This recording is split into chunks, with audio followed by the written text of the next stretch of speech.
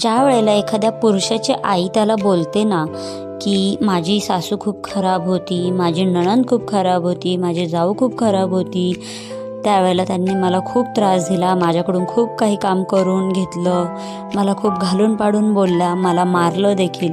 त्यावेळेला त्या मुलाचं काळीज दुखावलं जातं. म्हणजे त्या आईची व्यथा परिस्थिती पाहून तिच्या बरोबर जो अन्याय झाला ते सगळं ऐकून त्या मुलाला खूप वाईट वाटतं. मग तो मुलगा काय करतो, घरामध्ये एक मुलगी घेऊन येतो, ती म्हणजे त्याची बायको, आणि त्याच्या आईला बोलतो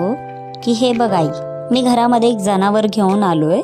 तू तिच्याकडून भरपूर कामं करून घे, तू आरामशीर तिच्याकडून भरपूर सारी कामं करून घे, टोमणे मार तिला, घालून पाडून बोल, तुझी सगळी भडास तिच्यावरती काढ, पण मी तोंडातून ब्र सुद्धा काढणार नाही, आणि जर तिने घरातली कामं करण्यासाठी नकार दिला तर मला सांग, मग मी तिच्यावरती हात उचलणार, तिला घालून पाडून बोलणार, तिला टोमणे मारणार, सगळं करून तू तुझ्या मनाला शांती मिळवून घे.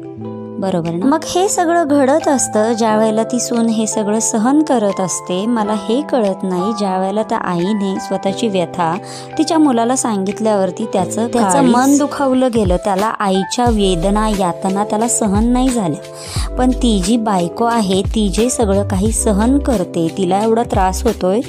हे सगळं पाहून त्याची छाती का फुगते. म्हणजे त्याला ते सगळं सहन कसं होतं, स्वतःच्या बायकोला एवढा होणारा त्रास पाहून त्याला काहीच कसं वाटत नाही, उलट गर्वाने त्याची छाती का फुलते.